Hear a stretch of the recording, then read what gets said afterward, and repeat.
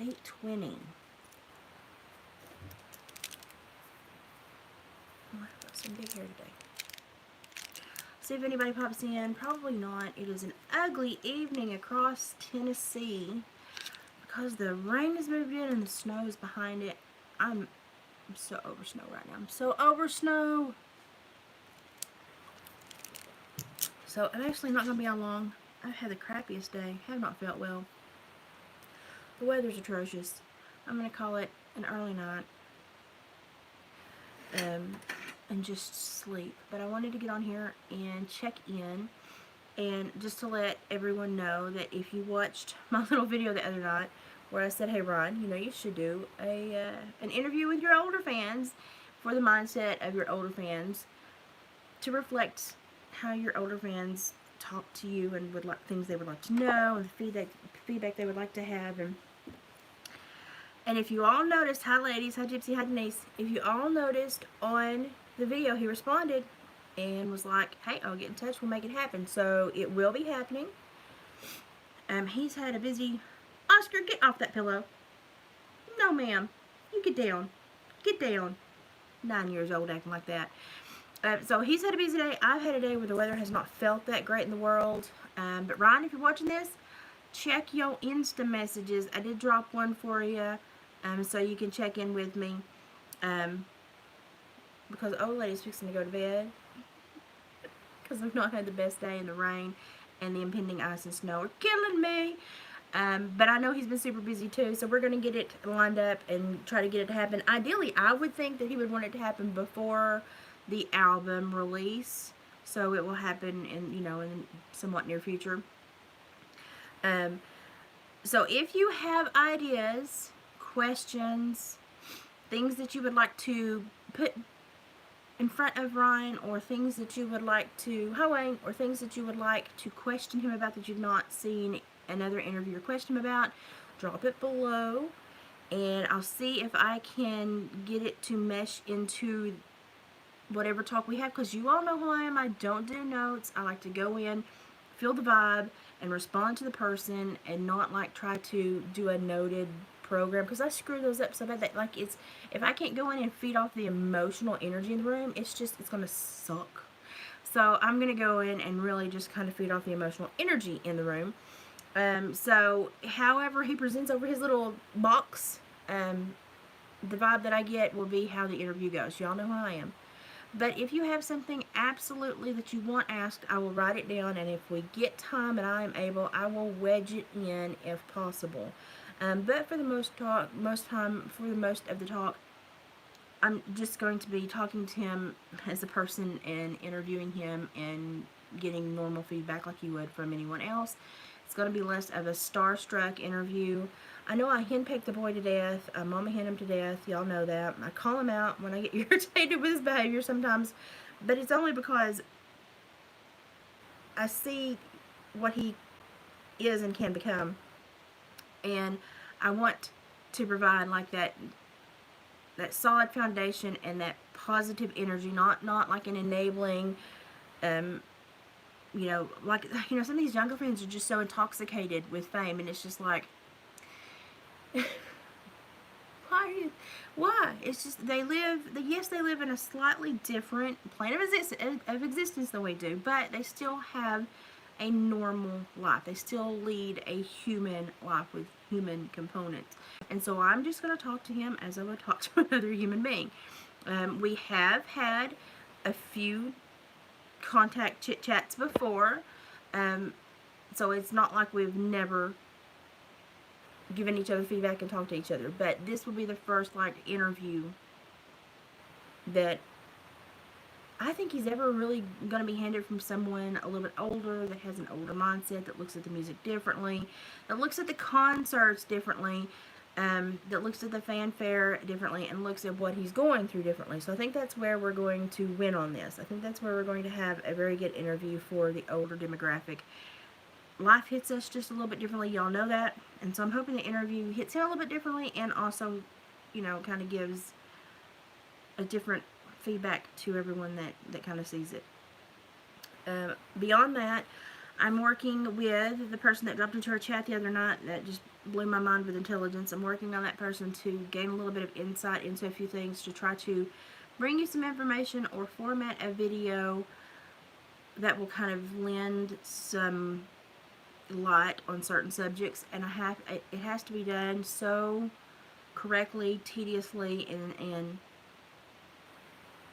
I have to be so careful about my word choices and what I say and what I don't say that it's going to take me a while to put everything together. On top of that, I don't want to piss you two off.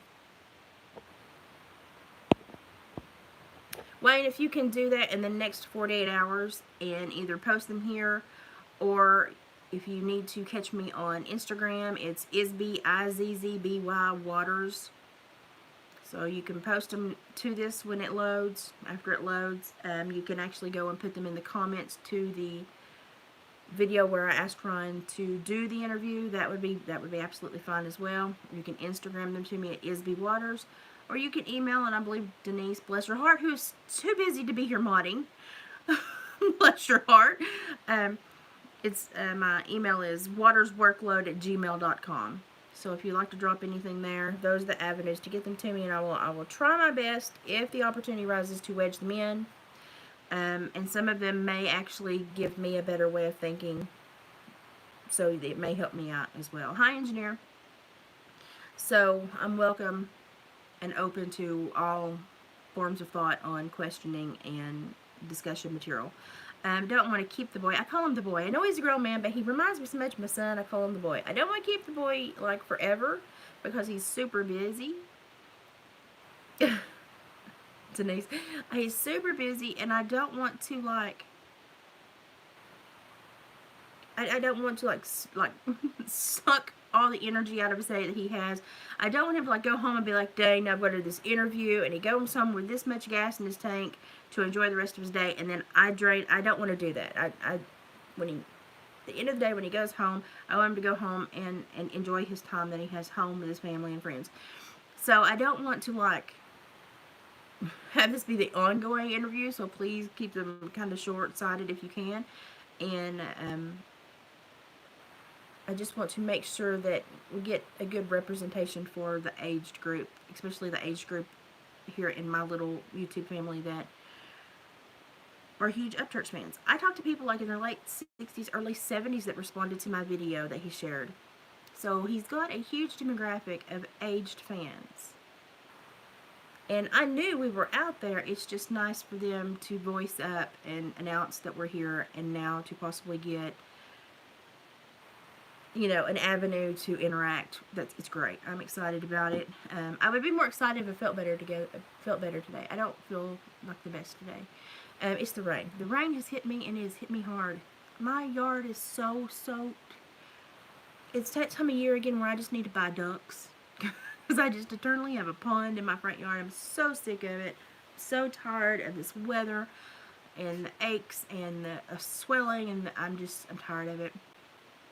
But I just gotta hang on till spring, and then we can all recharge our batteries when spring and summer gets here. But I know he's got a Nashville show coming up soon. I wish, like, if he ever does a Cookville show again, I'm gonna try. I say try. My health, y'all, my legs, the travel, wondering if I'm gonna have an attack and look like a freaking idiot in front of everybody. It's very difficult for me to try to go into these places and enjoy them because I never know when my body's going to just give out on me. It's like I said, if I could get with Ron and be like, hey, can I like be backstage, and that way I can come watch from the side of the stage, and then when I get tired I can go back and sit down somewhere quietly, and then I don't have to bump into people, be bounced around by people, worry about people running over me because I will normally have a walking aid. So I would love to go to a show. I would ideally like to go to one in Cookville like he did like last year when Heavy Duty Country came and stayed with him. I was not able to go to that one. Last year it was just a bad timing. Oh, that was bad timing. But maybe in the future I can work one of those out with him to maybe we can do like a senior fan concert trip to where we can see what it's like to be an older person attending a concert. Oh, it's okay. It's this stupid snow that keeps coming back. It's like I cast it away and it keeps coming back, and I'm getting really irritated with it. Winter is the hardest time of the year for me, as you all know, and it really weighs on me. But I will say my face is clearing up, the flare is gone, but I'm staying right there in some of the nerve issues and muscle tendon pulls, to where I'm not resting well, and so it affects everything else. So I'm sleeping a lot, trying to get quality or quantity of sleep, because I'm certainly not getting quality. It stinks. Being old, you know, I'm getting older. It just stinks. It's, ugh. You should be warned. You should have someone that comes and sits down like an insurance salesman and tells you what you're looking at for the next 20, 30 years. Especially if you get diagnosed with a terminal diagnosis. The slowest terminal diagnosis, I might add. It's like, I'm going to kill you real slow. So, I have a great sense of humor about it, but it's just irritating. Who wants a creepy story from Mama Liz? Yes, Annette, it's going to be colder than a well digger's butt here, too. Wayne, you can put him on the video, on the big video where I raved about him, the one that he shared. You can put him down there, and I'll see him, because I see all my comments, and I'll make note of them. I'll write them down. That's fine. Okay. Here's a weird, creepy story. Here's Mama Liz story time. Y'all know that every once in a while, from time to time, strange things happen to me and around my home. So, a few nights ago, right before that last big snow we had, and then I'll say this and I'll shut up because I'm going to go lay down. Right before that big snow we had, I had the most horrible dream. I was sleeping hard enough to dream, and I dreamt that my kids had just decided to go caving. If you know my children, it's not a huge... That happens. And that apparently while they were in there, some natural something had happened to where the water table had altered and the cave flooded. Nobody could find them. They had, there was water just within 30 foot of all the cave openings. They couldn't find them. Some of their staff had floated out, so I was being visited by the cops and a park ranger, being told that I needed to basically determine my children gone, and that they could not get anyone in the cave to save them. And I was freaking out. As a mom, to have that kind of dream, y'all know the state that mothers go in. I was in that state in my sleep. I woke up from my sleep in the same state, absolutely just ready to fight anybody, just ready to crack heads together, and grabbed my iPad, and immediately I have a group thread for my youngins, and I said, whoever's thinking about going caving, just freaking stop it right now. Don't even. I've already had a dream. You don't make it out, so don't even put your mother through this. And no caving, nowhere. Don't even look at a cave. Like, I gave them the whole mama paragraph. And I was like, yes, I know it's just a dream, but just don't. And I saw that it started having, where they had seen it, the little pictures where they had seen it. So I either knew that both of my children had seen it or their significant others had seen it. And I was like, okay, yeah, I woke up in a state, and that it was not pretty. My husband was quite rattled by this. And so I had to walk it off, and I finally got calmed down after they saw it. And I was like, okay, well, my daughter and then my future son-in-law, their pictures popped up immediately, and then my son's wife, her picture popped up, and I was like, okay, they've all got the message, because his wife will tell him. And so I felt a little bit better then, and I was like, okay, we're all accounted for. What a dream. I have really, just vivid dreams sometimes. And so I was like, it's a couple hours I'd been up pacing by now, and I was like, I'm going to try to rest again, because that woke me up in such a state. I was like, nope, I'm going to rest today. That freaked me out. If I overdo my sympathetic nervous system, I will just be down for days. So I lay back down for a while. And then came in that big snow, okay? Didn't think nothing of it. The next day, I got pictures that evening from where my son and his wife had gone on a snow adventure. They had gone and hiked to the Twin Arches, if you know where the Twin Arches are. They had taken their dog out, Chaytak. Chunka Chay. I love my Chaytak. They had taken Chay out, and they had gone on a little snow hike And if you know my son and my daughter-in-law, that's just, they're outdoorsy people. And on the way back, Lane stopped by today, and he was like, "Did you like our pictures?" And I was like, "They were gorgeous. I'm glad y'all got out and enjoyed the snow, because my son can drive anywhere in this." And he said, "Yeah," he said, "I'm glad you sent that message." And I said, "What message?" I'd already forgotten. He said, "About the cave, Mom, about don't go caving." And I was like, "What, were you actually going to go caving?" And he goes, "Well," he's like, "I had not checked the message because Kaylee had checked it, and I saw that it was in the group thing, and I was like, 'Did you see Mom's message?' And she said, 'Yeah.' And he said, 'I figured if it was something I needed to know, she would tell me.' He said, 'I just went on about my day and went to work, and then the snow hit, and here I am.'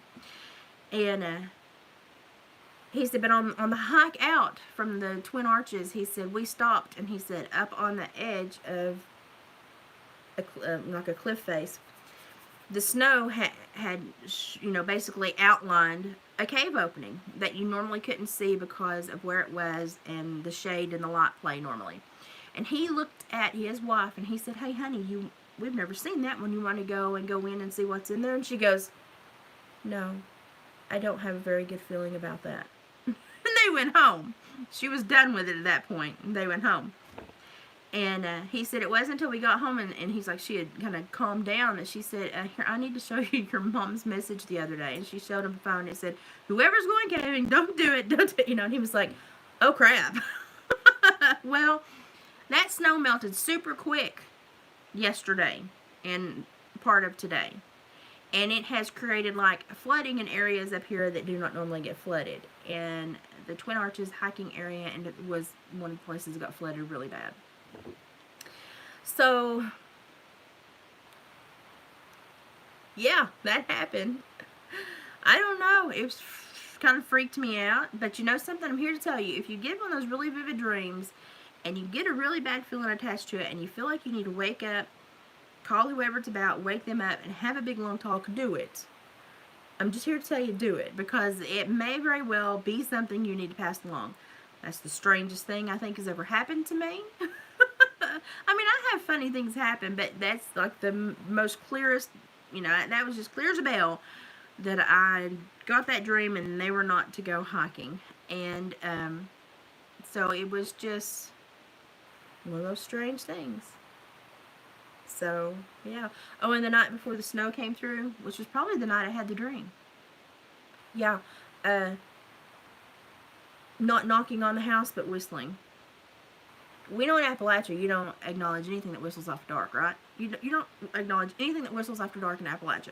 If you don't grow up in Appalachia and you don't understand why, duck, duck, go that crap, because I ain't about to talk about it.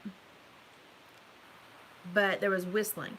But it didn't give me like a bad feeling, like when whatever slaps the house. It just kind of was like something, hey, I'm here, I'm passing on through. But I don't acknowledge whistling. We don't acknowledge whistling in Appalachia. Now, I carry enough of my great-grandma's Cherokee, and I know that you don't acknowledge whistling in Appalachia. And so when I heard that, I kind of paused, but I didn't even turn my head toward it. And then I actually had Upchurch playing in the house, and I just turned it up louder and went on about my day. I thought, not even going to acknowledge that. So it was, there you go. It was the weirdest experience, but now that I put it all together, the whistling, the dream, the snow, and then my son actually being stupid enough to go, "Hey, you want to go in that cave?" I raised him better than that. But it was quite the few days there, and I was like, well, that's interesting. Knowing I was in a fit just from a dream. It was so real. It was just, I woke up heartbroken. I never in my life want to experience that. But I'm here to tell you what, if I had known he had put his little red-headed hind end in that cave after I had sent that message, I'd have beat that boy blind. I would have got him. I would have tore his little butt up. So that happened. It was kind of weird, and I'm still kind of processing it, but my son was just kind of like, yeah. And I was like, well, good to know I get good messages. Apparently I got my signals straight. So, it's weird. You don't whistle in house after dark. You don't whistle, and if you're outside and you hear whistling, you absolutely do not respond to whistling. You do not follow whistling outside. You turn away from it. You don't act like you heard it at all. You walk straight into your door, into your home, and you better be saying a little prayer and putting some boundaries out. That's just from growing up in Appalachia and with my Cherokee roots and the folklore. That's always what I've been told. And I've been told it's one of two things. I'm not going to say either one of them. And while I don't necessarily believe in that, and growing up I didn't necessarily believe in that, I will say that as an adult, the last few years, there's been strange enough things happen here at my home that I'm like, I think my great-grandma was not lying to me. I think she was telling me the God's honest truth. And I think I should have listened a little harder, because I probably would be a wiser woman right now if I had listened. Yep, you do the same in Oregon, probably for one of the same reasons. So, yeah, Denise, that's one of them. The other one, I wouldn't even want anyone to type. They have a show about a ranch where they find them sometimes. But don't type it and don't say it. I'm gonna be completely... Well, I'm glad, because I guess mine does, and it's unnerving as heck.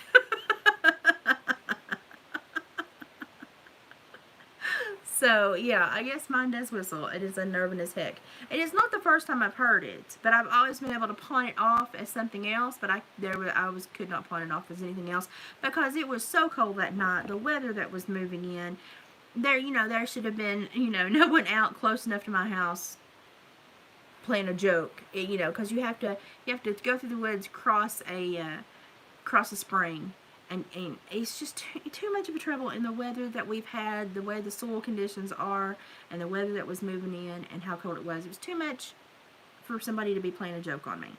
And people don't normally play jokes on me in my area, because they know I'm well armed, and I have very little tolerance for people on my property, because I put people in prison for a decade. I don't like people on my property, and if you come on my property, we're going to have a coming to Jesus. Or you're going to have a come apart, because one of the two is going to happen. Y'all know I like boundaries. Boundaries are my favorite things in the world. Boundaries and fences make great neighbors. So I knew it was not somebody that was just trying to play a joke on me, because they would have to be very stupid if they knew me at all, and then committed, because the land and the terrain and the weather was horrible. So I'm starting to pay attention to these things now. I've had I cut trails on, over at East Fork Stables in Tennessee. I cut the base trails and cut trails for 3 years, and had some really strange things happen to me and my horse. And always got out, never felt like I was going to get harmed, always got out of the woods fine, run into a couple of black bear a few times, run into a couple of nasty, you run into some coyotes and stuff, and they'll tell you for a while, and you have to be able that you're going to have the high ground, so you can get away. You don't want them to have the high ground on you, so you got to think about how to circle back and get back into a place where you have space, where you can see them coming, and they're less likely to come after you. But I'm pretty wood savvy. Grew up, I dug ginseng my whole life, experienced a couple things digging ginseng. One of them is actually a video way back on my channel that I talk about. That was the first real big moment where I was like, okay, maybe I need to think about these things. But I will say that the last 2 years, just immediately on my property, has been weirder than I don't know what. So, and I'm like a very logical, rational person. I'm like, I will sit back and think about things. But I also don't care to tell you all what I'm experiencing, because just because I'm experiencing it doesn't mean it's one thing or the other. Doesn't mean I'm crazy. I may be interpreting things wrong, but I'm still experiencing it. So I don't care to tell you all what I'm experiencing. And if I find out that somebody has planted something to try to scare the crap out of me, you will know it, because there will be a newspaper article that says Mona Liz beat the crap out of So, but there's been some strange things happen in the last couple of years, and I don't know if y'all feel it, but it just seems like the world has shifted a little, and there are things and emotions and vibes that I'm getting lately that I just did not usually get. Like, haven't experienced since childhood. So I don't know, but that was weird. The dream was heart-wrenching, but if it, saved her from going into that cave, smack him to make him check his messages more often, but they had the knowledge to not go in the cave. So I'm happy that I had the dream, if it saved that from happening. I don't know, it's just really strange. It's just been really, this has been a weird year. And then to find out with the ENT that I have structures in my head and my ears that are not normal, and I have bone marrow and bones in places bone marrow and bones are not supposed to be. I don't know what any of this means, but I'm just telling you, that's what I've been told. That's what I've been through medically all this year. That's what was causing the mastoiditis and the fracture, and then the funny configuration, because I have ears, unlike anyone else's, with bones and bone marrow where there should not be either. I don't know. I don't know. Maybe I'm just, maybe my reception's just a little better since all that. I have no idea.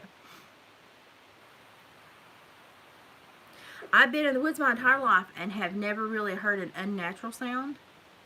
I've heard a couple of things where I've been like, I need to listen for that again, and then I've not heard it again. Or I've been in a couple places with my horse where my horse is, you know, turned wide-eyed and, you know, and didn't want to be there and was dancing his back end around, and I was like, okay, chill, I'll listen to you, we'll leave. But no, I've never been anywhere where I felt like I was at harm, you know, going to be harmed. I was in harm's way.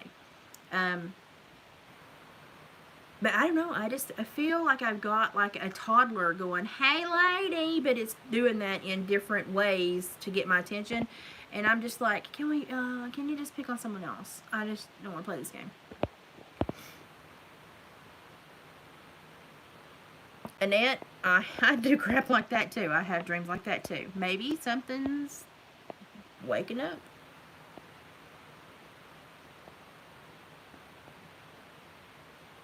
Yeah, Ashley, I used to coon hunt with my dad, and they would actually leave me and be like, I was little, and they were like, the dogs went 2 hollers over, your little legs will not make it and come back, so you sit here and wait for us until we get back. And they would cover me with leaves, and I would burrow down in my coveralls and my leaves, and I would take a nap. And I never really felt not safe.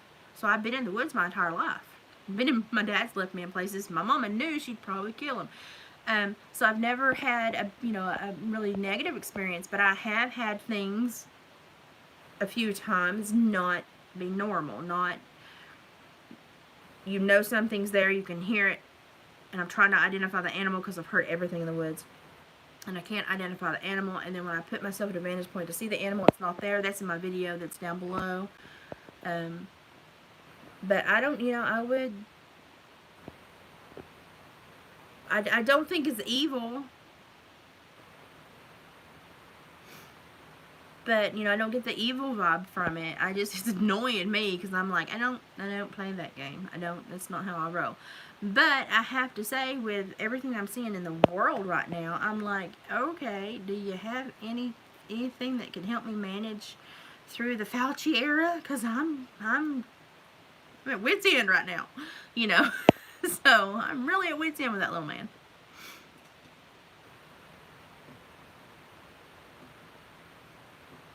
Oh goodness. Oh, is that the young man that he shot?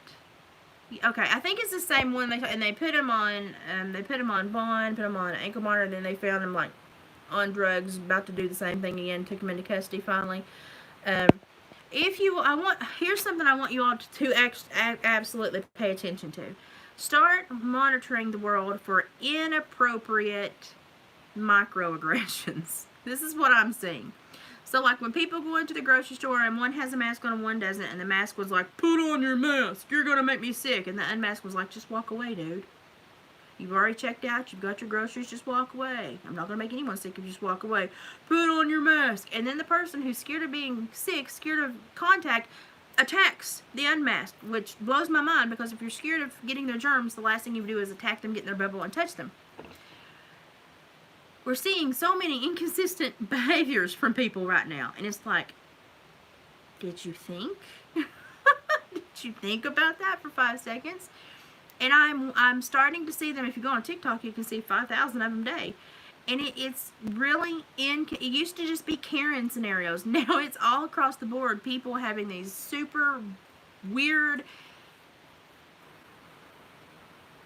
the country word would be bass accords. Microaggressions that make no sense. That if you're truly scared of somebody that doesn't have a mask on, why would you then advance upon them, get in their bubble, and touch them? So I've been watching that. I've been like, that just doesn't make sense. Now, if he had ran to the corner, called 911, and tried to have somebody arrested for not wearing a mask, that would be more in the line of the Karen that we all know and, oh, we just love.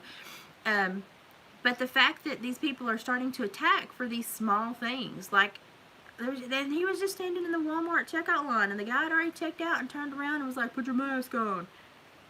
Dude, you're done. The interaction's already occurred. Walk away. Just monitor yourself. But I've noticed that there's been a whole lot of these really random and backwards microaggressions. And it's like, who's doing this? Well, and see, and I wondered because every time something like that happens, my great-grandma pops up in my head.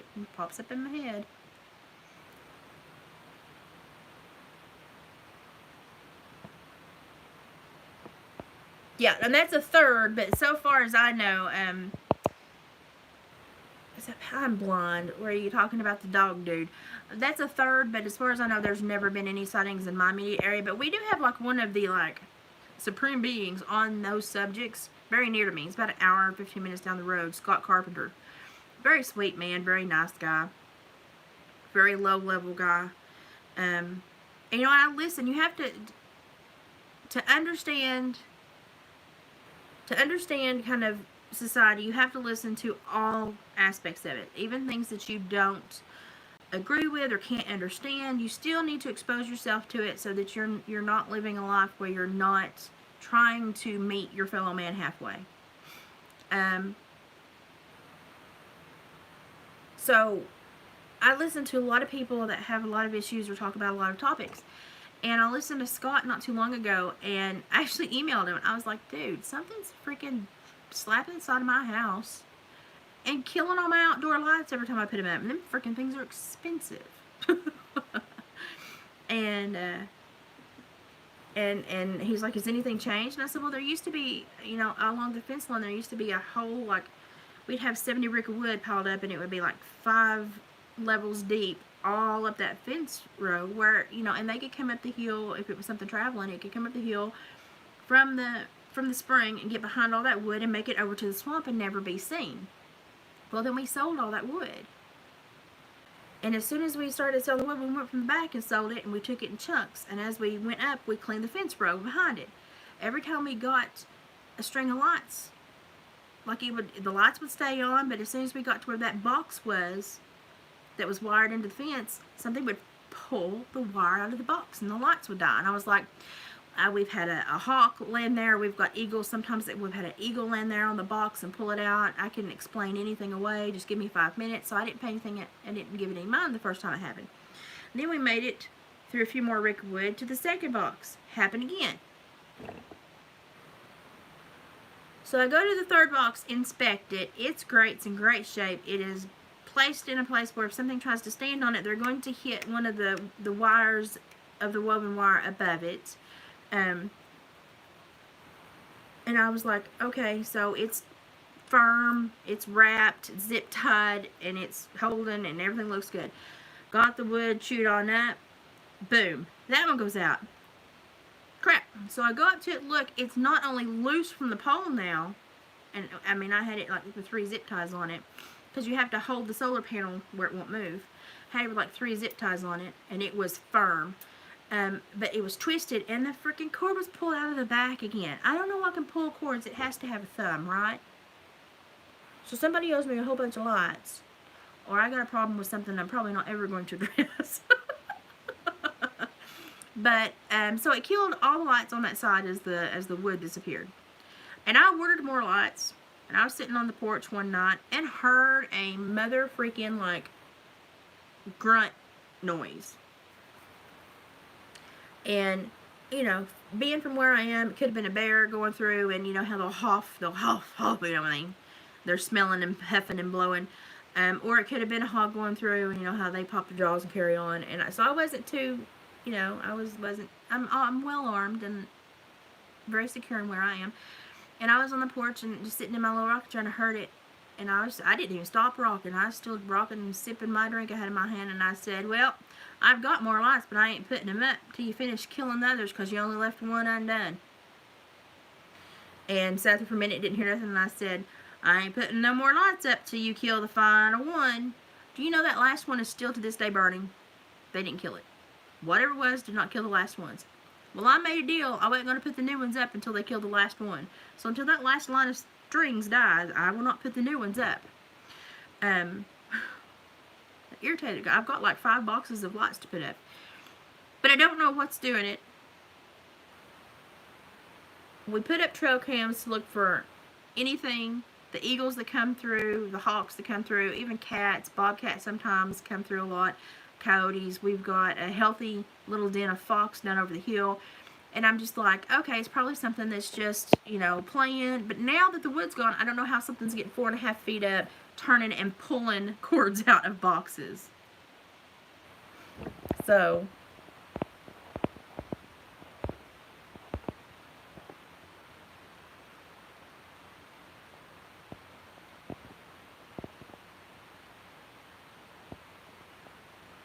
Million Mile, you're fine. Say, if it's going to help you to leave it here, leave it here. But yeah, it's just, I don't know, it's just been strange. The last couple of years have been strange. And, you know, we've moved our surveillance stuff, and it will get moved. The cameras will get moved. And we've put out trail cams, and they will also get spun around, and no pictures will be taken. And I'm just like, at this point, I'm just like, I'm just here, and if it's bigger than me, I'm screwed. But at this point, I'm like, if it's something that wanted to be mean, it would have been mean by now. So I just kind of go on about my way. You picked a weird nut to pop in. I appreciate that. Talking about weird stuff today. But yeah, it's the last couple of years, I've like, I don't know, it's like I've grown an additional signal, and I'm like picking up on stuff that I wouldn't think I would pick up on.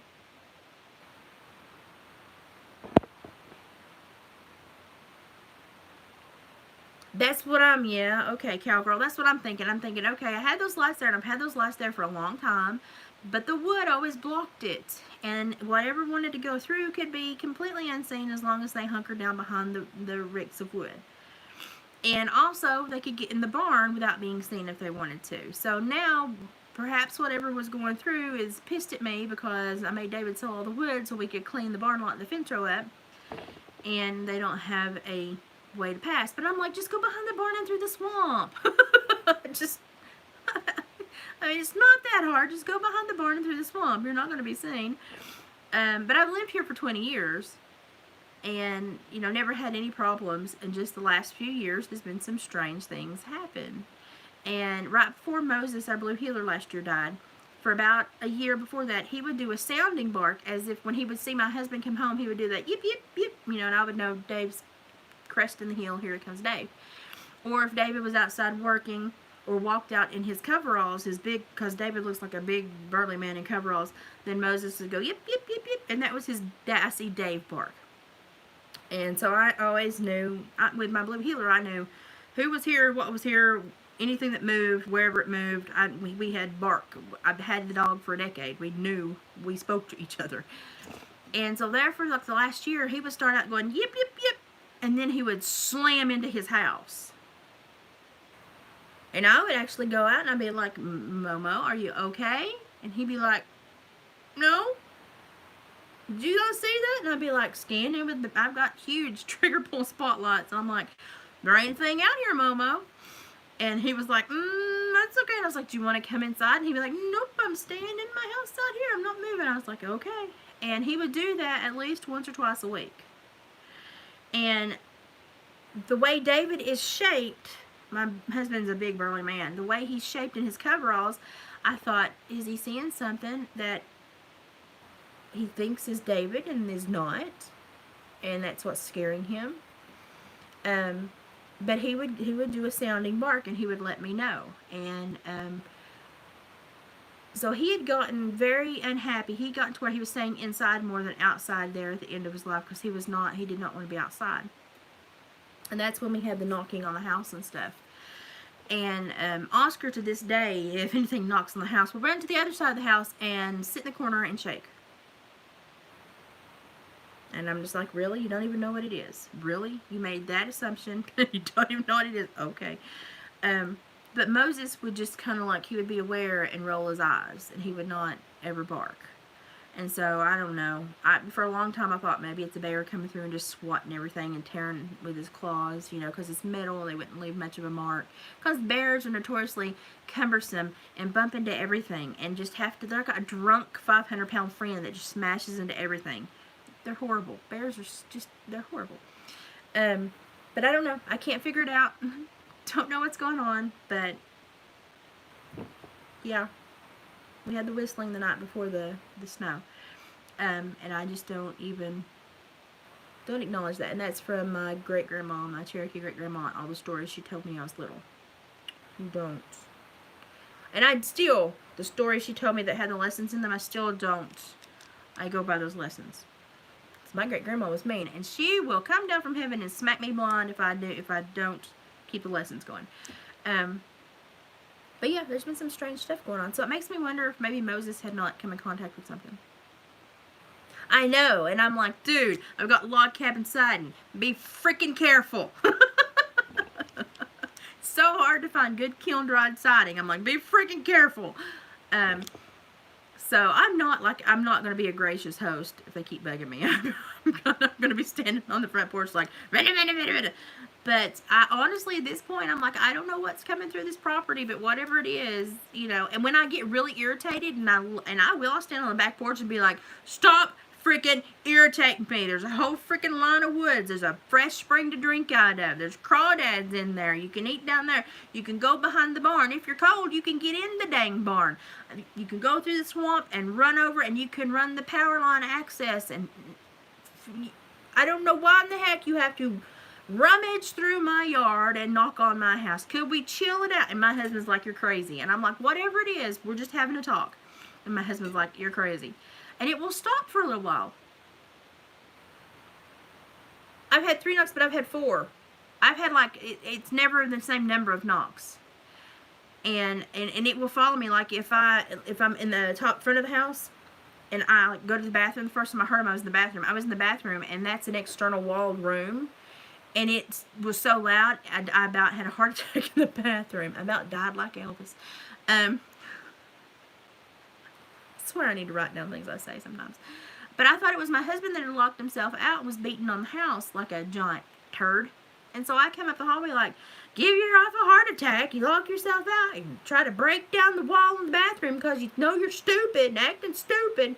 Be a normal person and just knock on the door and wait, you dumb butt. And I sling the door open, he's not there. And it's eerily quiet outside. And I'm like, okay, well, if I back up, it's a sign that I'm scared. So I stepped outside my door, and I looked. And it was so quiet. There was nothing.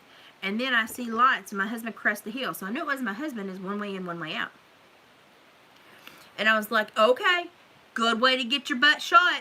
Don't do it again. And it calmed down for a while. But then, I don't know, it amps up every once in a while, too. So, and then we cut the pine tree. Here's the funny thing. The only funny thing that really happened. We cut the pine tree. Y'all saw Lane take down the pine tree. He delimbed it, let it die a little while, and then took it down. That was by my pool. I hate pine needles in my pool. I hate them. For years, I've had to fish pine needles out of my mother freaking pool, and I hate it. I was out there, and I was so happy he was cutting that tree down, and I was just like, yay, I won't have to get pine needles out of my pool. I don't have to deal with this anymore. This is going to be so great. There's not going to be a pine tree and a wind pattern able to put pine needles in my pool from now on. I got up one morning, and David said, I want you to come look at the pool. And I thought, oh, God, it's busted or something. I thought, oh, God, I'm not going to have a pool all summer. Went outside. It was crystal clear the night before. Went outside, and it was full of pine needles. Just like something, it took up a big wad and thrown it in my pool as a big F-U. And I was like, you freaking kidding me? So I had to clean all that out. I was like, and I freaking the whole time. So part of me is like, they think I'm really good entertainment. I don't know. Or they just like irritating me. Or part of it is, I don't know, because the things that have happened right before horrible health issues, or before like that dream I had with about the cave. So I don't know. But I'm not too proud to sit here and say there's some weird crap going down in my neck of the woods. I don't understand it. But because of my Cherokee great-grandmother, I respect it enough to go, okay, I'm going to go over here. I'll think about it. And not engage fully. But if I ever figure out what it is, y'all will be the first to know, because I freaking don't know, and it's about to irritate the Jesus out of me. And my husband too. And, and it's not like normal animals would come through our place and be like, we don't want to be here because we're fur trappers. So we constantly have carcasses that are being hauled off, animals in several states of being taken apart, And so most things would not want to be around us because it would be very scary for them. Every once in a while you get a predator that wants something to eat.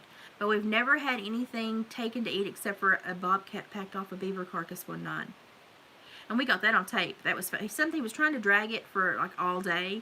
And David was like, I'm going to set a camera and watch. And so sure enough, he set the camera and we watched it that night because it sends it to us live. We watched him drag the beaver carcass to the fence. And we was like, well, you go, buddy. You got dinner. But nothing else has ever been taken. So, because really nothing stays through that long, but nothing else has ever been taken. And we've, like, as a test, left stuff to see if stuff would be taken, and it won't be taken. So it's not a food issue. I don't know what it is. I don't have a clue. I don't know what it is. If y'all have ideas, drop them, or when this finally loads and allows you to comment. I don't know what the crap it is. Yeah, Ned, there was no birds, no crickets, no nothing. There was not even wind that night I stepped out. And I was like, And it kind of, was very odd being in the woods as much as I am. When you hear the dead silence, it makes you take note of it. It's not natural. So I knew something was not right.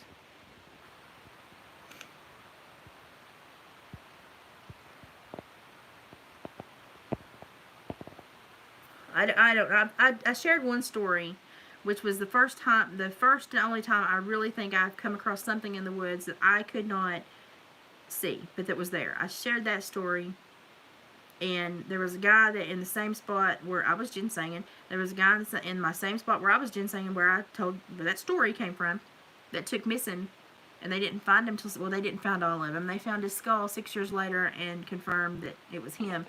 But, he had been packed way on down the gorge through the river. And there were no teeth marks on his skull, but it had been packed that far. Not stupid, and we ginseng there a lot, and that's where I had my one, whatever, face to not face. Something was there, I couldn't see it, and I completely felt like it was playing tricks with me. And so we left that day, but we were way down there in that place ginsenging. I live in a very wild place, though, so it doesn't surprise me at all.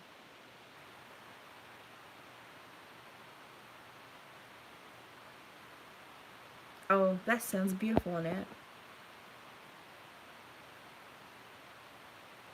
Next, if you see it, again, snap a picture and let me see it. A Million Mile, I've not found any weirdly crafted trinkets. But because of my native background, I'm normally the one crafting the weirdly made trinkets.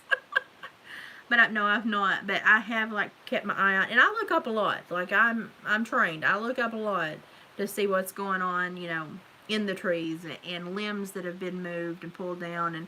And there's not really a lot of change here. When something does change, because I've lived here so long, we notice it. But I don't know. It's just been weird. It's just been weird.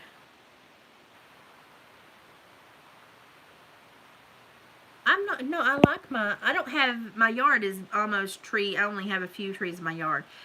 Because I live with a lumberjack that cuts everything down in the fence. But I like my buffer of woods, because through the woods and over, there is a little, I call it subdivision. There may be 5 houses. There may be 5 families that live over there.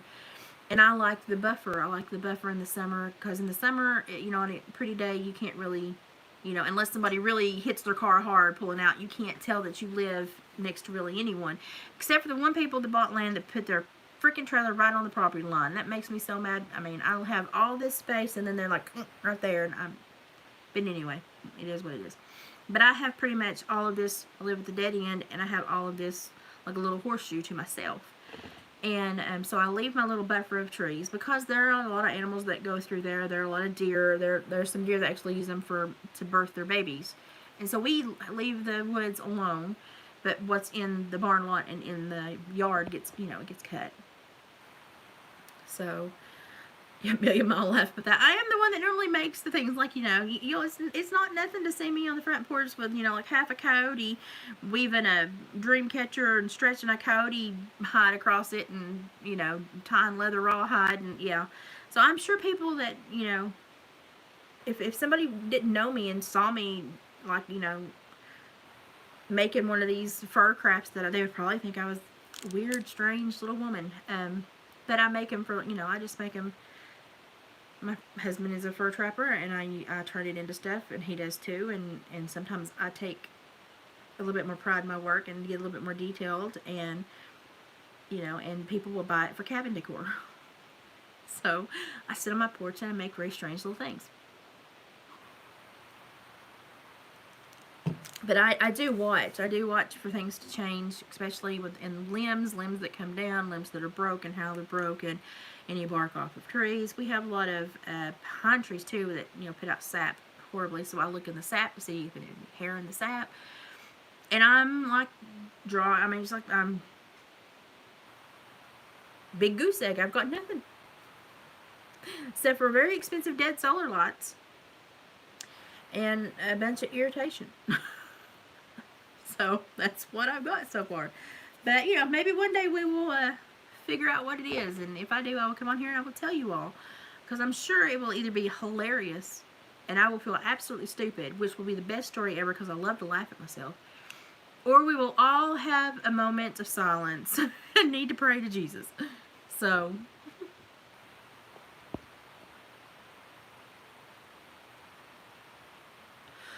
I'm gonna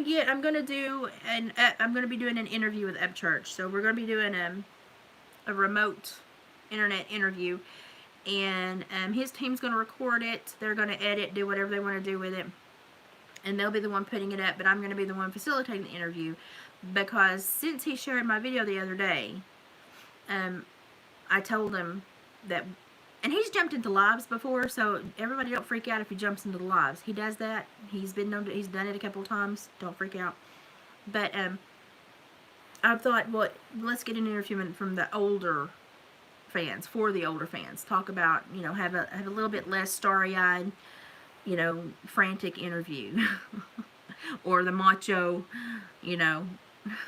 macho man-to-man interview. Let's have a talk. And I think it will go good. If you have questions you want asked or ideas that you want me to talk about, go to the video that he shared where I'm praising him relentlessly, and put in what you'd like for me to ask. And if time can allow, I will try to squeeze a few in. But for the most part, I'm going to do it just a natural talk. I'm not going to make a lot of notes because I always screw up with notes. I'm just better when I just talk. I'm supposed to be talking to him the next day or so. I think, logically speaking, since he's got the album coming out, he will probably want to do it before the album release. But we don't have a confirmed time. As soon as I have a confirmed date that it's going to happen, I'll let yins know so that then yins know yins can be watching for it to be dropped when it's edited. So as soon as I know, y'all know. We've both had terribly busy days, and but he'll yell at me when he's ready to put something on paper. But it is going to happen.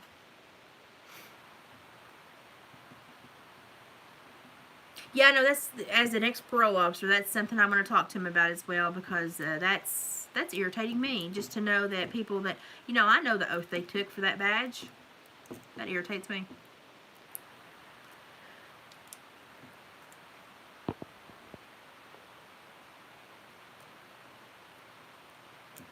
Yeah, he ain't afraid to speak. That's one thing I like about him as well. He just turns her up and lets her go. That's the best way to be. Honestly, if you are that way, it's just better. Then people don't anticipate submission. They anticipate honesty. And that's better all the way around. Oh, but see, I sit on a bunch of stuff a Million Mile. I've talked to him before. I've talked to him a couple times. Well, you know, we've had some chats and stuff, but it's been a while because when he does well, I don't hear from him for months at a time. So I just, if he's doing good, I don't want to hear from him. But it'd be nice to get to do more of a long interview process instead of talking to him either because he's yelled at me and needed something, or I've posted something and he's needed to ask something. And so we'll actually have a really good chat.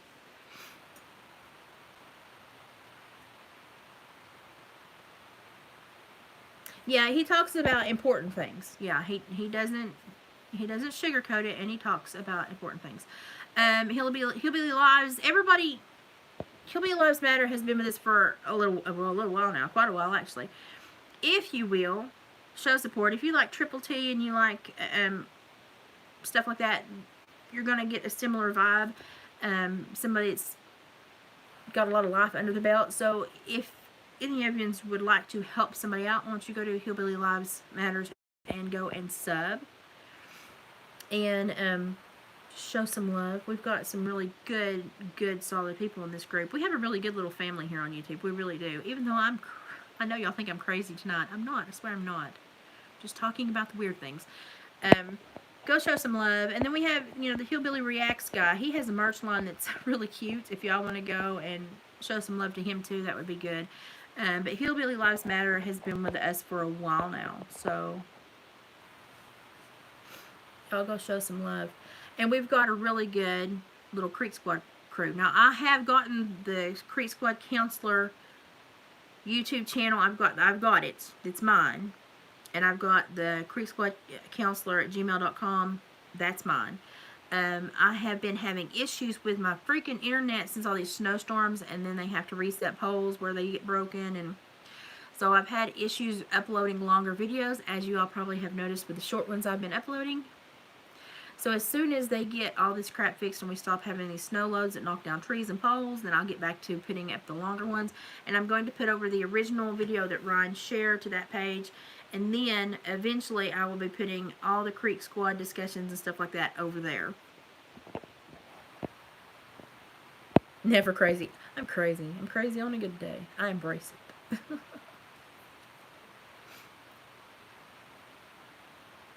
Gung Ho Vets. That's good. Okay, Gung Ho Vets. Everybody go to Gung Ho Vets and show some love. Boy, don't you love that, you know, that shadow banning that they do? Ain't they nice people? Lord, I watched the news today and just had to turn it off and walk away and shake my head. I don't know how Fauci is free. I don't know how he's roaming. I don't know how, well, no. He should be behind a cell with locked doors, or he should have an ankle monitor on. The man has got so much dirt on him now. They found his income records, and like 85% of his portfolio is in China. And right around the time he sent the emails where he's trying to create international harmony, he got these super, like 2 or 3 of these big super Chinese stock options. That little man, I'm here to tell you, that little man is what I would call worse than a stink on a skunk. He is just mean. He's bad. There's not, I look at him and I just think he needs to be in Hogwarts counting money at the bank, because that's just, to me, it's what he turns into in my eyes. I don't think there's anything good about that man. He irritates me to death. Our political talk, yeah, we rant sometimes. But I'm here to tell you what, that Fauci guy's about to. Yeah, he needs a whipping. Somebody cut me a switch and send me to Washington. Line them up. I'm sick of all of them. They all need a good whipping. They need hides tanned. I mean, the number one thing our government's supposed to do is protect its people. Hello? I'm calling CPS on you. It's just like, you have one job. You have one job. it. And stop babysitting the rest of the mother freaking planet and do your job. And somebody tell Dan Crenshaw that we don't care if you have an eye patch and you serve time and you think you're a vet. We know you're a traitor. We know you've been bought out. We know there is a hollow spot where your heart used to be. We know it because when we look at the people that give you money, they're all Democrats. I just want to go up there and be like, you cannot hide this crap from us, you stupid people.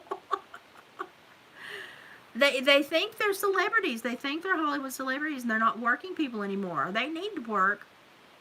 They need to work. I'm irritated. I get worked up and riled. And I do not know how Biden is still behind a podium giving speeches as the president of this nation. Did you hear the one he gave today? If nickels were brains, he wouldn't have two to clean together to call up a squirrel. He's empty. He don't need to be in control of a Tyco Big Wheels, let alone the nation. Lord. I get so frustrated. And I know y'all get tickled, but I get so frustrated. So frustrated. It is. It's like watching a retirement home after they released Viagra. That's what it's like. Because they're so drunk on power. It's horrible.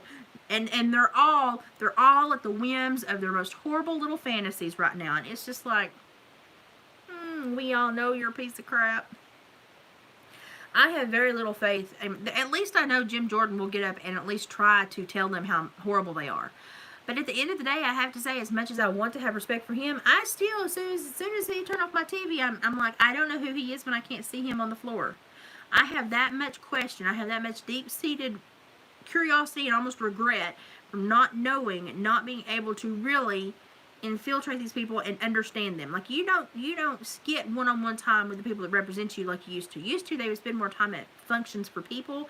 Now they spend more time at functions for themselves.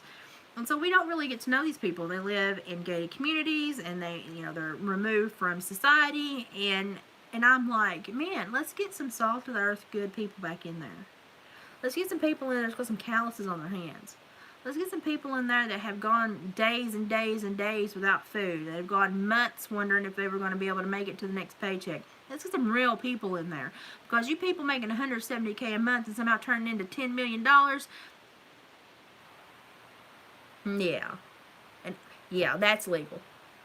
Yeah, and I'm going to win the next cycle of America's Next Top Model too.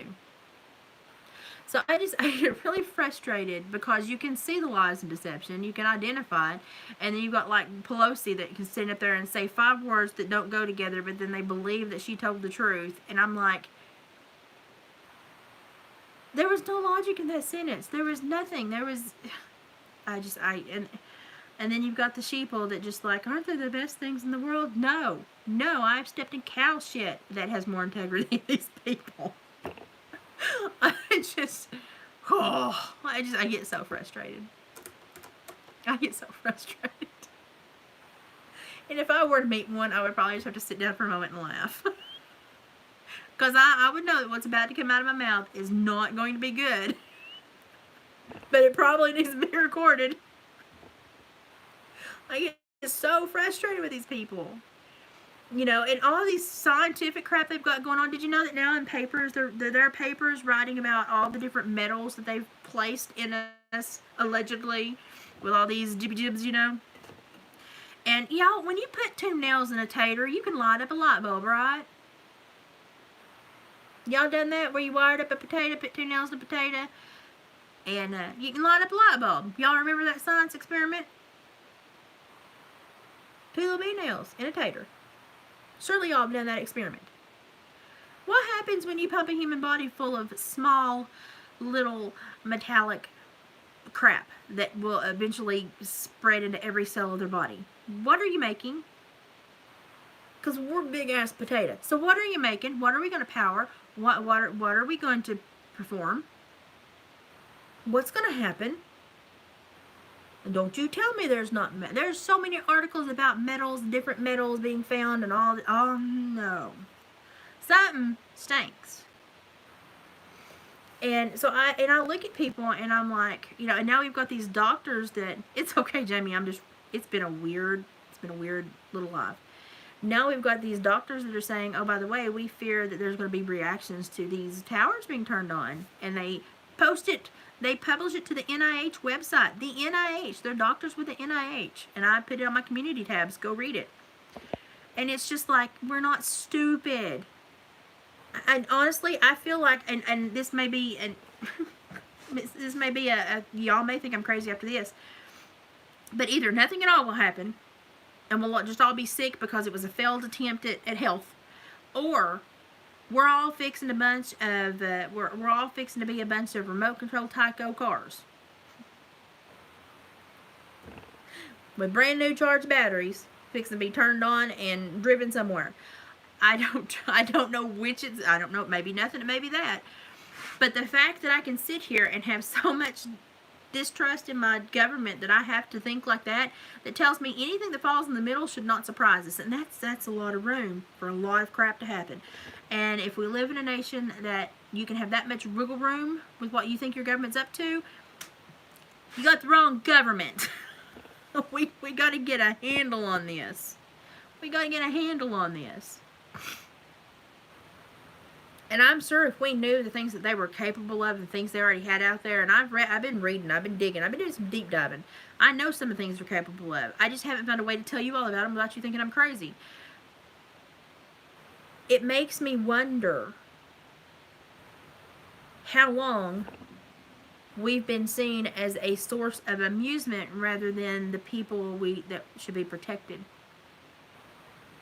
Because if y'all think you run, like, this is our nation, we pay for it. We should step up and say, no, we own it. But if y'all knew how long these people have believed that we own nothing, you'd be just as mad as I am most days.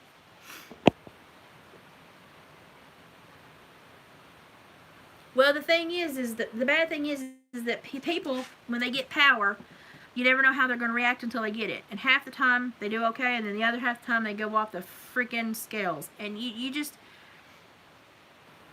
never know until they get the power. But I do know that people that get any amount of power should be monitored 10 times more than the average person.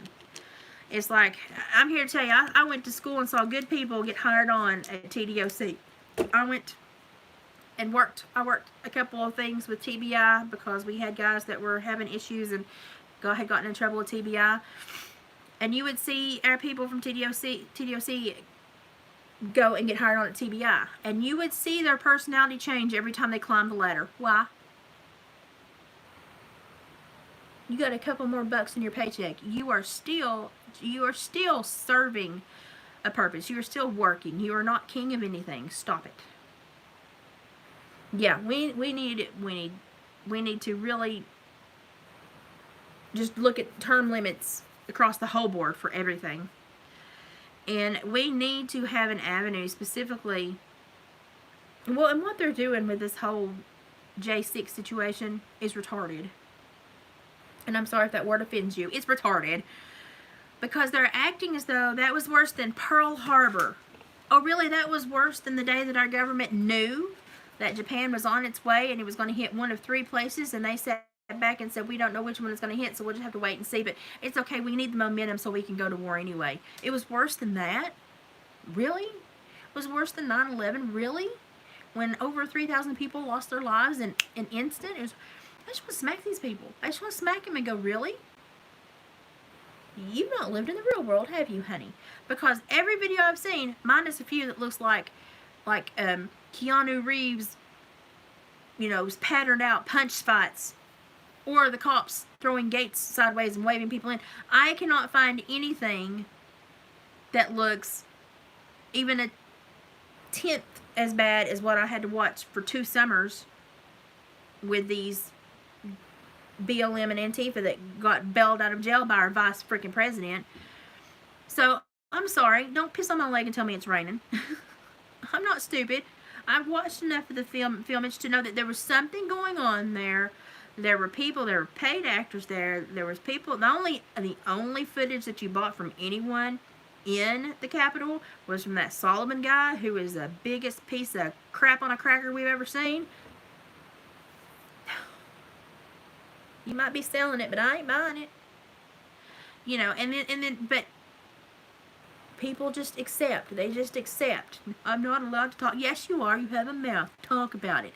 Put your opinions out there. And when people say you're wrong, go, well, I may be wrong, but wouldn't you rather take care of this and make sure it doesn't happen from either political side ever again than to wonder about who may be wrong or right? Let's just kibish it all together. I mean, these little people with these big egos, like these little baby roosters run around and think they hold society to a level. I'm sorry. And don't tell me BLM is not racist. Honey, she took all that money and she bought herself 3 mansions in California. She didn't send any black little boy or girl to college. You shut your mouth and you don't tell me it's not racist. She's racist. She took your money. I'm mad about it. Why aren't you mad about it? It's like, I'm mad about it. A white woman in Appalachia is mad that the lady that ran the organization that was going to save the whole black community ran off with your money and bought 3 mansions. I'm mad about it. Why aren't you mad about it?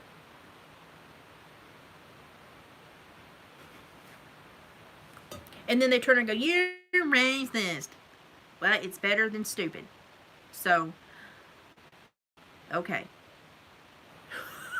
Just go on. Because I'm like, if you think I'm racist, you're crazy. Because if I had my hands on the woman, I'd be like, you give their freaking money back. You stole their money.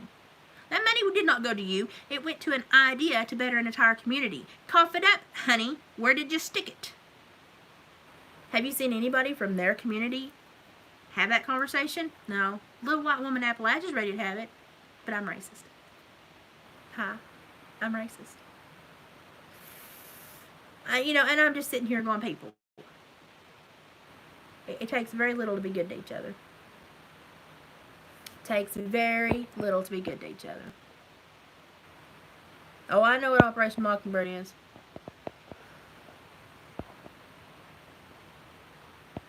Jerry Nadler, can somebody just tip him over so he rolls down the hill and disappears?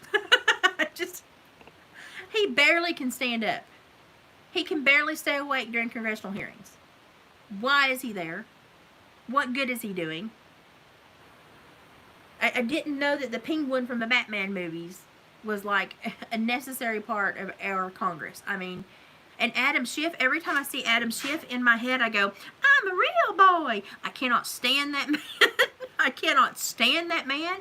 Oh, let me tell you what this congressman said. Perjury!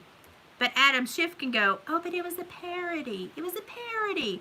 Well, guess what? The next time I get subpoenaed to court, I'm going to tell one big, gigantic parody. And then if they try to drag my butt for contempt of court into a jail cell, I'm going to say, but Adam Schiff gets away with it all the time.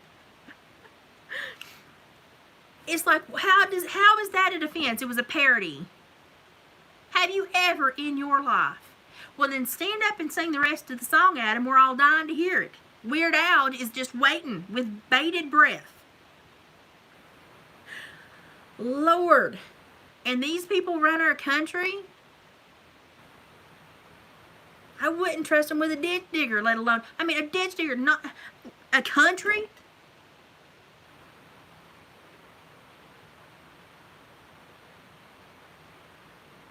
I grew up driving heavy equipment because we always had it around, and I worked at Barnes, and it just had to be moved, and I just learned how to drive it to move it, and then I learned how to operate it. And then when I went to college, I got the head stable hand boy job at all the stables because I could run all the equipment and fix the manure spreader, and all the boys would be mad at me because I was the head stable boy and they had to listen to me. And I said, well, if y'all would let go of your pogo sticks long enough to learn how to drive machinery, you could get the big bucks too. And I would love to see half of our government, somebody write that down. I say the darndest things. Somebody needs to tell our government to either start handling the big crap and leave this little wedge, tedious.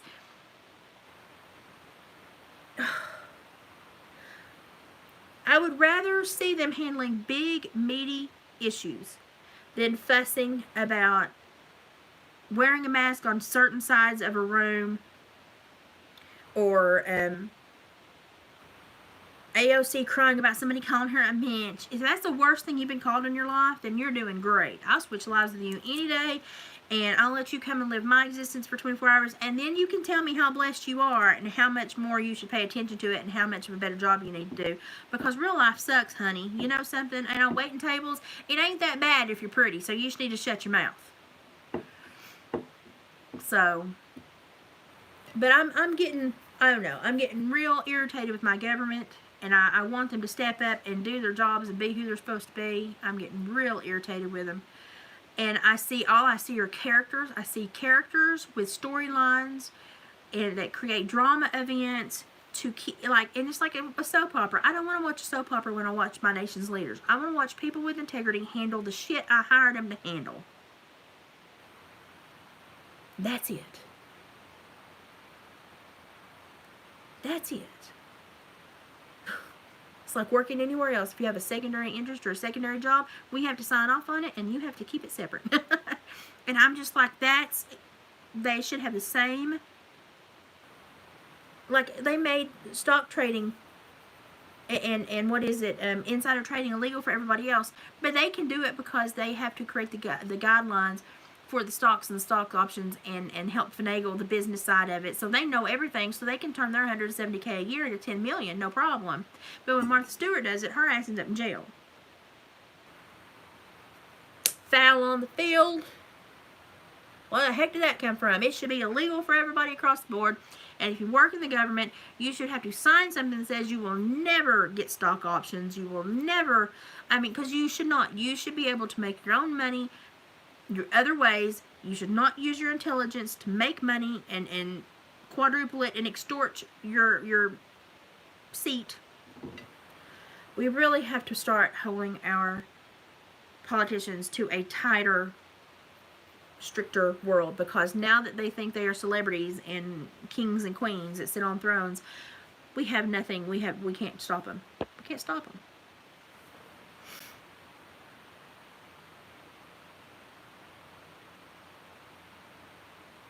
Annette, yep, the kingmakers. That's very interesting. Yeah, very interesting statement. It is. It's like watching a WWE match and they snorted at Trump, and I'm like, y'all are 10 times worse. Y'all are like Days of Our Lives back in 2000. It's bad.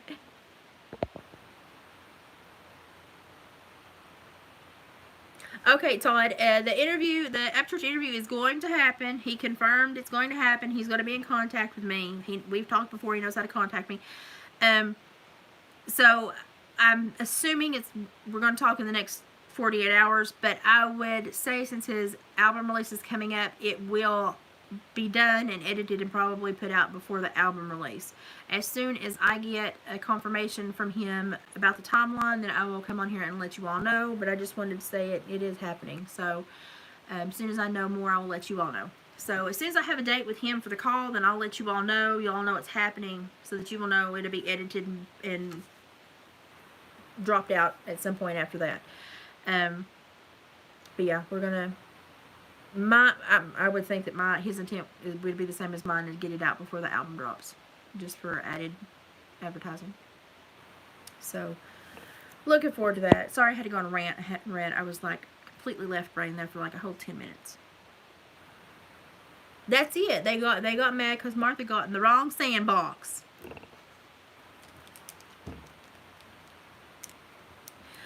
Oh no, I just get irritated. I get irritated because it's so easy to do your job, do it right, and not screw it up. To leave your ego at home and understand that you took, because I was a civil servant, understand that you took a job of service to your fellow man, and that's your job. It's very easy. It's very easy. And there are supposed to be mechanisms set in place to stop someone misusing their power, but they're all paid off. It's like Fauci. He makes more than anybody. He's not even elected, but he's still there, even though he's done perjury. He's done so many things that he should be in jail for, and he's still there.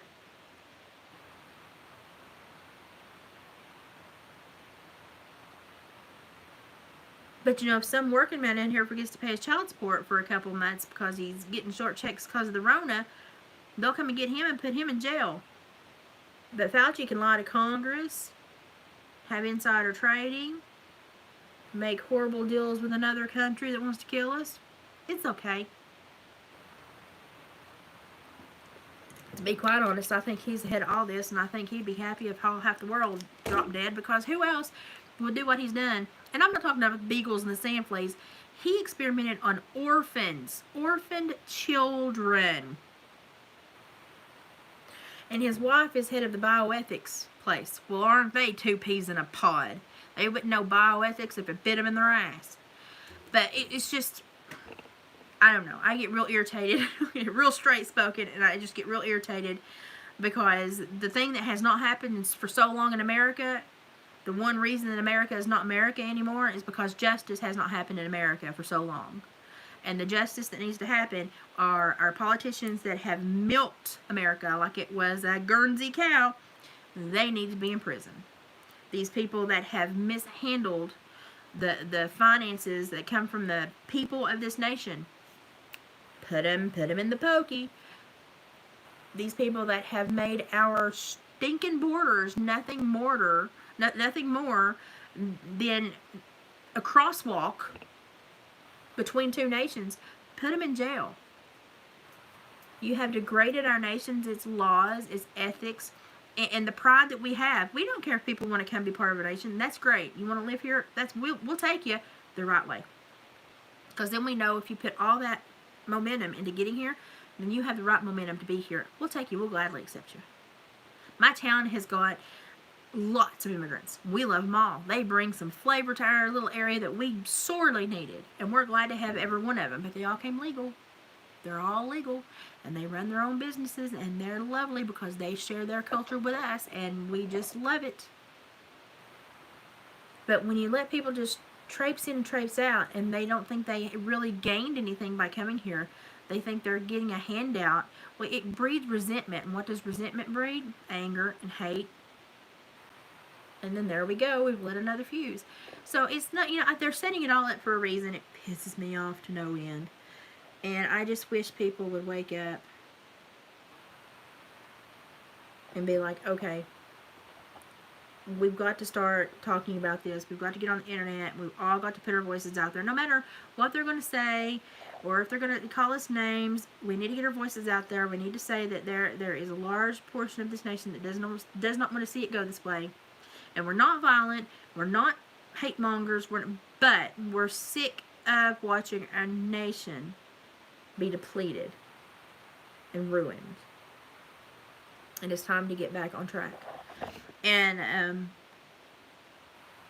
I don't know who's going to be able to get it back on track, because I have grave concerns about everybody that's in the spotlight right now. Except for Ron DeSantis. Ron DeSantis said a really awesome thing about Fauci today, or the other day. He said, he was talking about what recovery in America would look like, and he was like, it's like depression is, recession is when your neighbor loses his job, depression is when you lose your job too, and recovery is when Fauci goes to prison.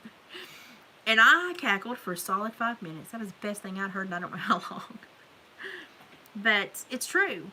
It's true. The one thing that America needs more than anything else is a good dose of justice handed out at the government official level.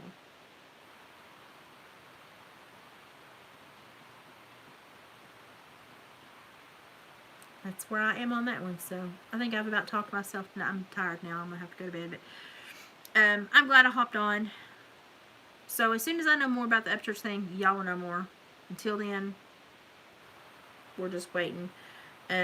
I let him know I was not having a good health day via message today, so if he needed to focus on other things, that was fine. But it will happen soon. Dose the castor oil. Clean them out. Let's put them on the run. Lord have mercy. But yeah, our world is not going to fix itself, and being quiet and hoping it gets fixed is not going to fix it. I don't want to see anybody go out and do anything mean or harmful to anyone else, but you certainly have a mouth, use it. Call your representatives, call your congressmen and women, call your senators. Leave voicemails. Tell them what you're upset about. Tell them what you want to see in America and what's really irritating you. Tell them that you understand that there are laws being applied to the American people every day that are not being applied to people in Congress. There are laws being applied to the American people every day that are not being applied to hired hands such as Fauci. That we've got people that are sitting in Washington, D.C. in prison that are not being given their due process. They're being held without their due process. Why are they allowed to fudge every rule on the books and hold us to such stringent conditions? Why have we got a serf and royalty hierarchy going on here? That does not fly. That is not a nation. That is a kingship. And that's what we walked away from. Hello, can we, we need our middle class. Our middle class is what makes the nation healthy. Can we get back to the basics? People working, people being able to make a living wage, people being able to have say-so over their own children. Okay, there was a substitute teacher today went into a classroom to teach, I think it was kindergarten or first grade. It was somewhere K through 3. It was a younger group. And she's calling roll because you have to call roll every day. She's calling roll, and then she gets to, and it's not an order thing here from all over the class. She gets to another name, and she hears a meow. Meow. And she calls the name again. Meow. Country Clippers in here. And she goes, I'm sorry, do they allow cats in school now, or is something wrong? And the kids laugh. And the kids are pointing at the kid, and she walks over and goes, are you? And asks the name, and the kid goes, meow. And one little kid goes, he identifies it as a cat. You have to meow back. And she went, oh my goodness, is there a litter box in here somewhere for you? Trying to, because she was uncomfortable, so she humor, that's where people go when they're uncomfortable. Well, it made the kid mad. The kid went and told on her. The principal came and got her and said, you're no longer needed here. If you can't meet the kids where they identify, you're not working my school. Now, it may seem very simplistic to let a little kid think he's a cat for a day. It's cute when they're 4, 5, 6, heck, even 7 with a good imagination. You start getting in there when they're supposed to start to socialize and interact as a person, and they're still trying to use kitty cat skills, and they start losing skills. They start losing social capabilities. They stop advancing. They stop learning how to integrate into the world. Their frontal lobe does not form correctly because they're in fantasy land. We are doing damage to these kids by letting them have every whim. A child that has every whim is a child that cannot see anything but their own whim. We do not need adults stuck in fantasy land.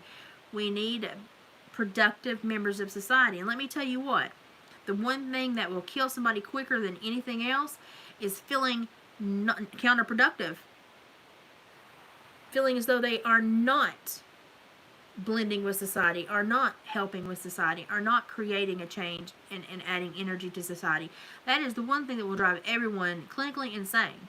And yet we are now being told we have to kowtow to people that are doing these very unhealthy things that will, in effect, detach them from society, damage our society, make them feel counterproductive or not productive as adults, cause them resentment and then mental health issues. And now we don't have a functioning society or workers or parents.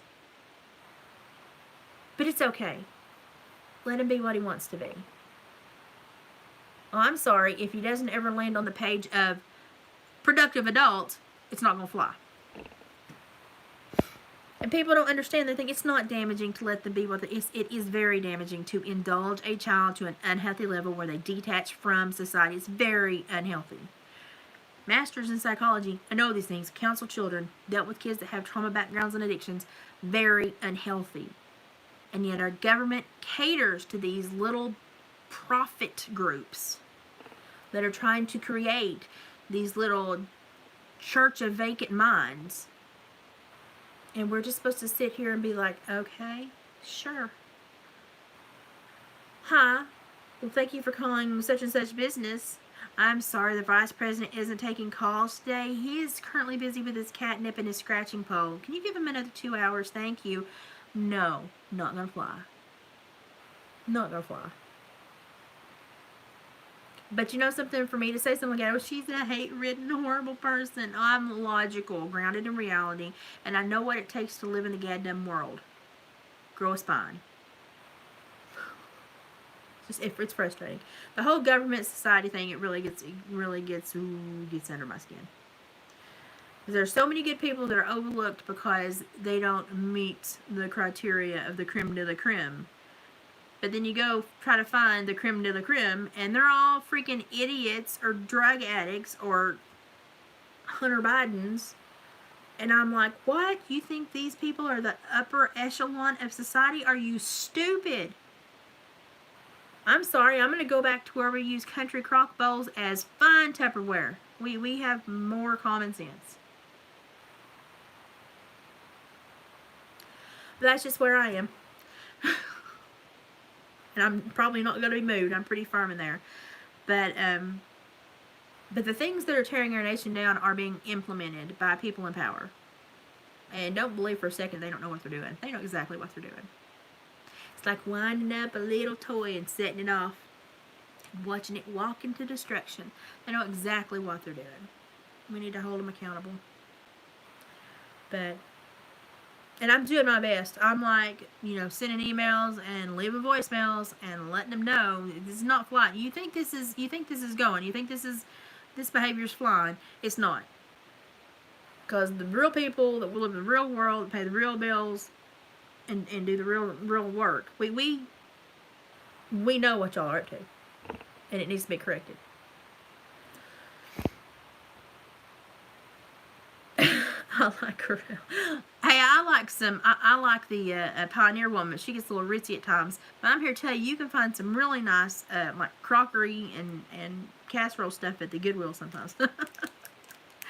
Might have a few scratches. That just means you're ahead of the game, because you're going to scratch it too. But yeah, I'm tired of this division. I'm tired of seeing this class, this elitism class, this huge space between real people and the people that represent us. If you're that far away from us, mentally, socially, ethically, you can't represent us. I mean, it just makes sense. So, step aside, we need to put some new bodies in the chairs. That's where I am. And Marjorie Taylor Greene is doing great work, but everywhere she goes, they send her death threats. And why? Because she has a different perspective, because she has a different protocol that she would like to see in place. But if we get up here and talk like I'm talking, that we're frustrated and done, we're horrible people that are trying to create World War III, while they're actively trying to take out someone that is trying to take America back to some grassroots. Legally, I might add.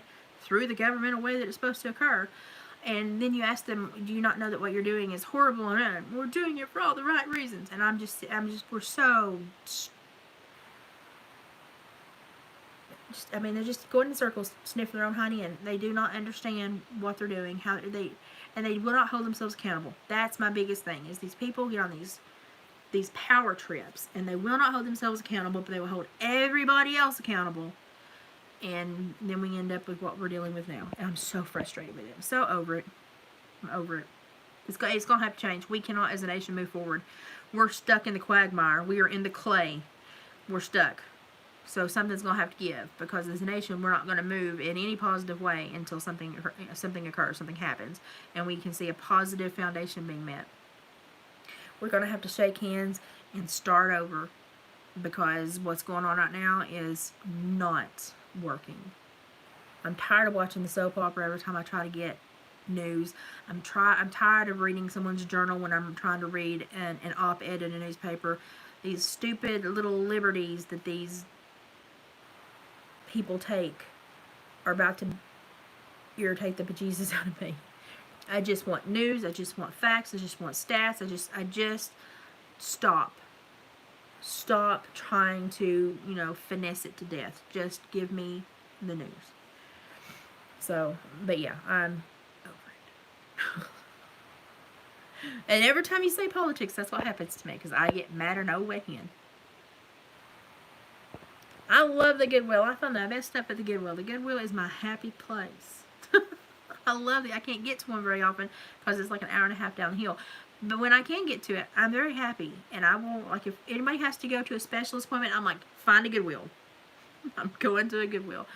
But I have to go very far away from home to go to one. We do have a few little thrift shops in the area that are really cute, but because they're thrift shops that build money for community programs, they're kind of pricey. But if I can afford it, I will buy from them so that the money goes to a good place. But I love me a Goodwill. I love me a Goodwill.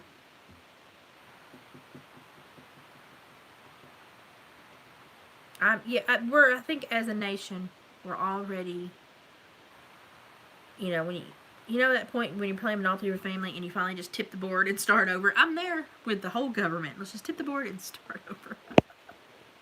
I'm there. Well, Brenda, it's a weird night for you to pick to jump in, but I'm glad you're here. I've been on it's been a weird live. I don't know, I guess it just needed to come out and be said. I love thrift shops. If I can actually get out anytime soon, right now my doctor's holding me to the house because where I've been so peaked and puny and not doing well. But if I can get out to go to any of them, I could take some videos. We've got one that's really cute, and they've got some interesting old archaic stuff. And I go in, and every time I go in, I find 5 or 6 things that I want. But they're kind of ritzy priced because they're raising money, so I have to pick 1 or 2 and let it go. I'm telling you, yeah, if I travel, I'm hitting the Goodwills and the thrift shops. That's what I'm looking for. You can find some really great crap. I've watched The Crazy Lamp Lady also, and so I'm constantly trying to have like a crazy lamp lady experience and like find something that's gonna, like, I could put on eBay and make a bunch of money off of. But I really just like finding stuff that I want to put in my own home. And if I ever go anywhere and I find those old donkey figurines, I love anything that's a donkey or a mule sold. I'll take it immediately. Anything that is like hunter trapper, little canoe shelves, I'm there for it all day long. So, and you can find some that really, like, stuff from the 70s, 80s that was really popular. You can find it in those shops. So I'm glad we've had newbies. I'm sorry if I might have scared you on this first visit to Mama Liz Land, but and normally I'm not this animated, but somebody said politics. There I went. That's what happens. But y'all keep in touch and keep an eye on the channel. As soon as I get confirmation from Ron, I will post it so that you kind of know the time frame. And because if you all know the day it's happening, then you know that within the next few days it will be edited and out. So as soon as I know something, y'all will know something. I've just had a woe day today with the rain and weather. And, and I told him I was not feeling well and I was just resting. And if he was having a big day, he could yell another time. So he knows how to get hold of me. We've talked before. He knows how to get hold of me. And I'm certain he's uber busy. So, but he is a man of his word. So when he gets ready, he will yell. But it is happening. He responded on the thing and said, "Yep, I'll be in contact with you." So it's gonna happen. If you have questions you want to see if I can fit in, either when this loads and you can comment, put them here, or go back to the video where I'm praising him unashamedly and put them in there. I'll see all the comments, and if I can work your question or your concern in, I will do so. So, yeah, that's about it for the night. It's late. I'm gonna try to nibble something and go to bed. I'm tired. I'm telling you, if I do a Goodwill ramble anytime soon, I will take this with me. But I don't foresee sliding off this mountaintop in the next little bit because it just keeps snowing every other goddamn day. Yeah, good sleep, no bad dreams. But the next couple days I'm going to try to rest. I've got some stuff in the works. I'm clarifying some stuff for some videos. But the next couple days I am going to be on the heavy rest side because the weather is going to be kind of rough here and I have to rest with my neuromuscular crap. So if you don't see a whole lot of me, don't freak out. I'm just getting through the weather and it's requiring me to rest a little bit more than normal. But it's okay. And I will update you as soon as I hear something. So I'm going to take my Gatorade. I'm going to get me... Ooh, I have shortbread cookies. I'm going to get me a Gatorade and 2 shortbread cookies and I'm fixing to go to bed.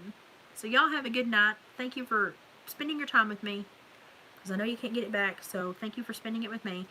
And I will see you all as soon as possible. Oh, honey, my ankles, my knees, my hips, I'm there with you. I'm heat pad, here I come. Mama Liz out.